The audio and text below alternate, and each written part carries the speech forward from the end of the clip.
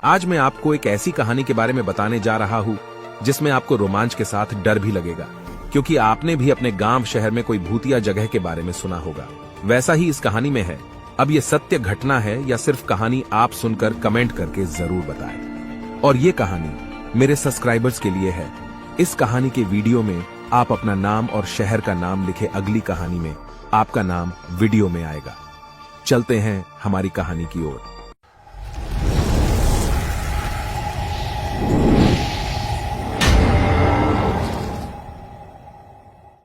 मैं लगभग 2 महीने से मसूरी में ही रुका हुआ था। उत्तराखंड की पहाड़ियों में बसा यह शहर किसी स्वर्ग से कम नहीं है। इस शहर की खूबसूरती ने जैसे मुझे वशीभूत सा कर लिया। यहां की प्राकृतिक सुंदरता, यहां के दूर दूर तक फैले पहाड़ और उनमें बसे पहाड़ी लोग, उनके रहन सहन, सभी चीजें बेहतरीन थीं। मैं जिस गेस्ट हाउस में ठहरा हुआ था वह मसूरी के पूर्वी हिस्से में एक छोटी पहाड़ी पर बिल्कुल एकांत में स्थित थी। यह 2 कमरे और एक हॉल वाला पक्का मकान था। यहां आसपास में कोई दूसरा घर नहीं था। मुख्य सड़क यहां से लगभग 2 किलोमीटर दूर थी, जहां से ऊपर इस गेस्ट हाउस तक आने के लिए एक छोटी सी पगडंडी बनी हुई थी। इस गेस्ट हाउस के मालिक जगत पथिक बड़े ही मिलनसार और सौम्य स्वभाव के व्यक्ति थे। दरअसल यह गेस्ट हाउस उनकी पत्नी करुणा की थी। करुणा को यह गेस्ट हाउस उसके पिता ने शादी के बाद उसे गिफ्ट के तौर पर दी थी। जगत पथिक के पास शहर में एक दूसरा घर भी था, जहां वो अपनी पत्नी के साथ रहते थे। जगत पथिक उम्र में मुझसे थोड़े ही बड़े थे, इस वजह से उनसे मेरी थोड़ी दोस्ती सी हो गई थी। वह हमेशा मेरा हाल चाल पूछने आ जाया करते और मैं भी कभी कभार उनके यहाँ चाय पीने चला जाया करता था। मैं प्रतिदिन गेस्ट हाउस से निकलता और मसूरी घूमता। मैं घंटों तक कहीं बैठा प्रकृति को निहारता रहता। मैं कभी कभार वहां के थिएटरों में फिल्में भी देखता। शाम होते ही मॉल रोड जाता और वहां की मशहूर पब बूट्स में बियर पीता और देर शाम तक अपने गेस्ट हाउस लौट आता। एक दिन मैं कॉफी पीते हुए गेस्ट हाउस के पीछे बनी बगीचे में टहल रहा था और दूर तक फैली पहाड़ियों को निहार रहा था। गेस्ट हाउस के पीछे एक बड़ी पहाड़ी थी। मैंने सोचा, आज शहर ना जाकर इसी पहाड़ी पर चढ़ाई करते हैं और उस तरफ के मनोरम दृश्य का आनंद लेते हैं। पहाड़ी पर बहुत ही घना जंगल था और ऊपर जाने के लिए कोई पगडंडी भी नहीं थी, जिससे यह समझ आती थी कि इस पहाड़ी पर लोग आते जाते नहीं थे। जंगल में रास्ता बनाते हुए मैं ऊपर चढ़ने लगा। बड़े पेड़ों के साथ साथ कई छोटे छोटे पौधे और झाड़ियों ने पहाड़ को बिल्कुल ढक लिया था, जिसके कारण रास्ता बनाना काफी कठिन हो रहा था। कई घंटों की मशक्कत के बाद मैं पहाड़ी के ऊपर पहुंच गया। मुझे यह देखकर आश्चर्य हुआ कि यहाँ एक छोटा सा घर मौजूद था। घर को देखने से लग रहा था कि यह कई सालों से खाली पड़ा हो। घर के दरवाजे सड़कर टूट चुके थे। घर अंदर से खाली था और कई सालों से त्यक्त होने के कारण अंदर काफी गंदगी और मकड़ियों की जालें थीं। पहाड़ी के बीच में स्थित होने के कारण यह घर हमारे गेस्ट हाउस से नजर नहीं आता था। यहां हमारे गेस्ट हाउस वाले पहाड़ी की अपेक्षा ज्यादा समतल जमीन थी।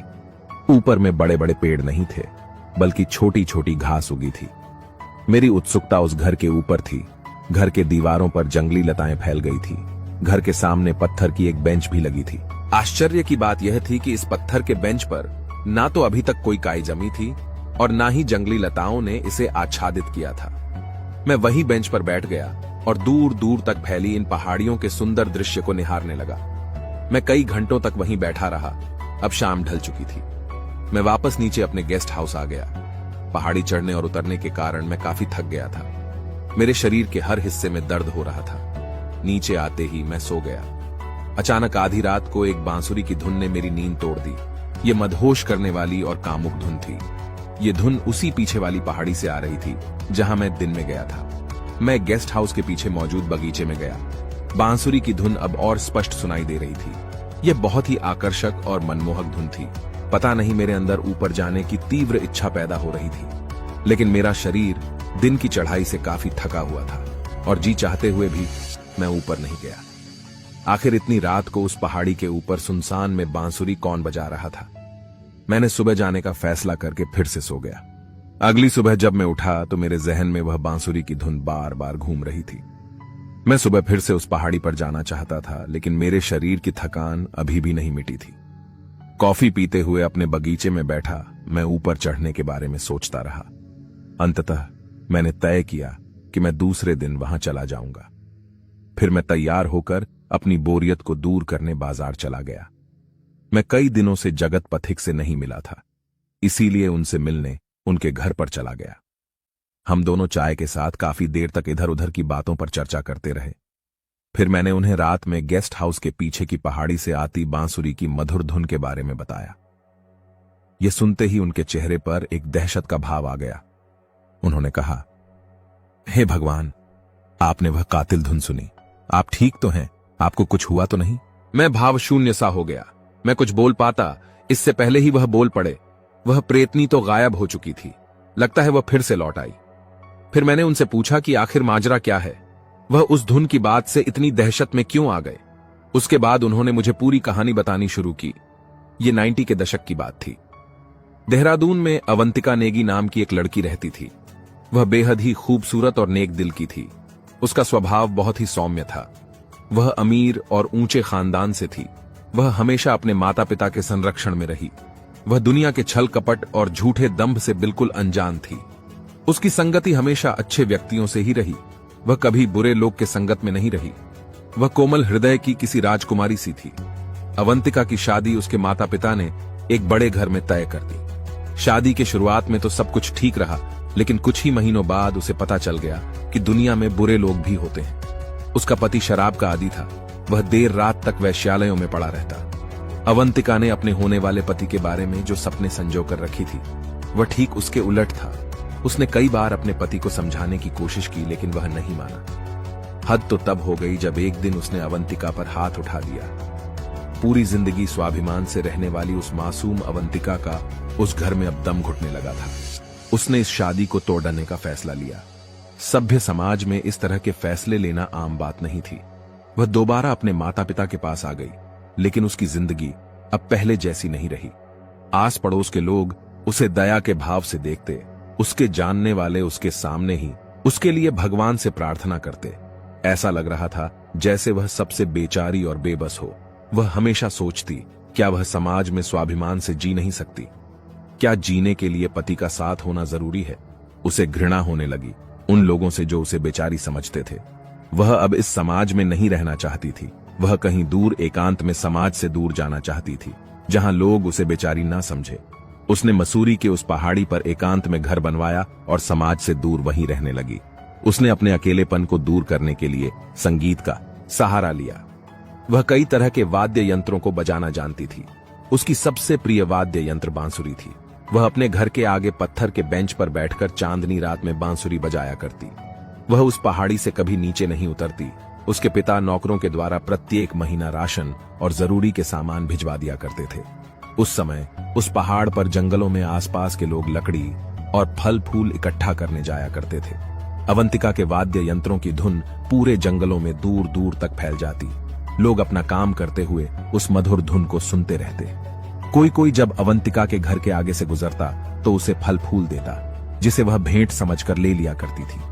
इन सब के बावजूद उसका दिल खुश नहीं था। उसके ऊपर अकेलापन हावी होने लगा।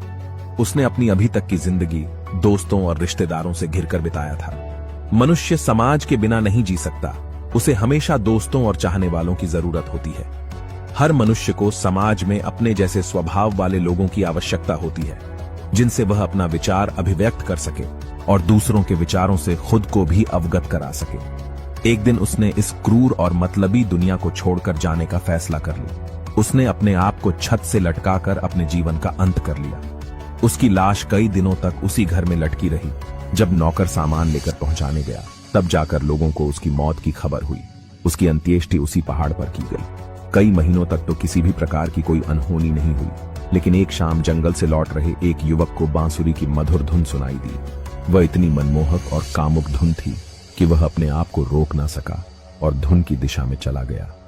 वहां घर के सामने पत्थर पर बैठकर अवंतिका की आत्मा बांसुरी बजा रही थी।